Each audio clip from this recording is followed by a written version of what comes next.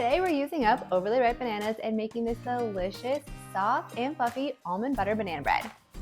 If you guys have 2 bananas that look like this, I'm going to show you how to turn it into almond butter banana bread that looks like this. Welcome back to Mimi's Organic Eats. So grab your ingredients and let's reduce food waste and make something delicious.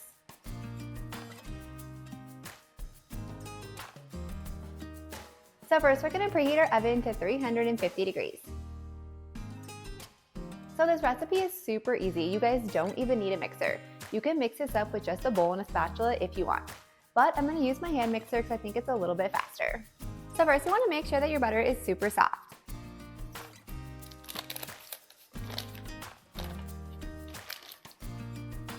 Then we're going to add our light brown sugar.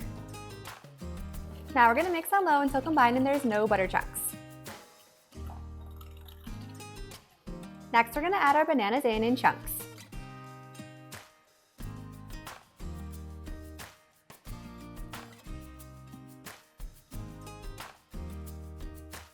Then we're going to add in our almond butter. And you guys can use any kind of nut butter you want for this. It doesn't have to be almond butter. Now we're going to mix on low to combine the bananas and the sugar.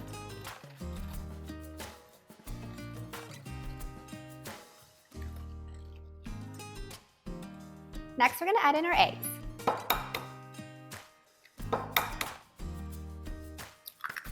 Then our heavy whipping cream. Now we're going to mix on low to combine the eggs and the heavy whipping cream.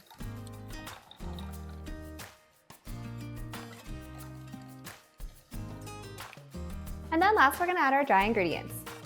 Our all-purpose flour, our baking powder, our salt, and our cinnamon.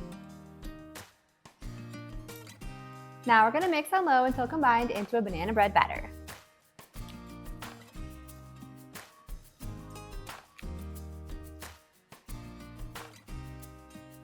Now we're going to transfer the batter to a 1-pound loaf pan.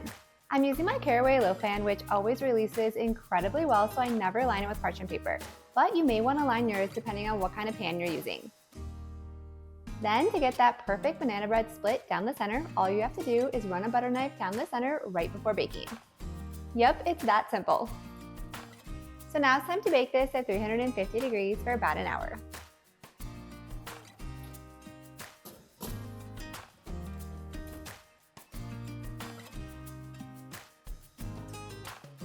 So once our banana bread comes out of the oven, then you guys want to let it cool completely before slicing.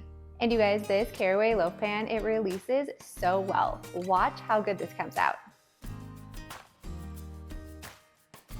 So once I remove it from the pan, then I like to cut it into 8 slices.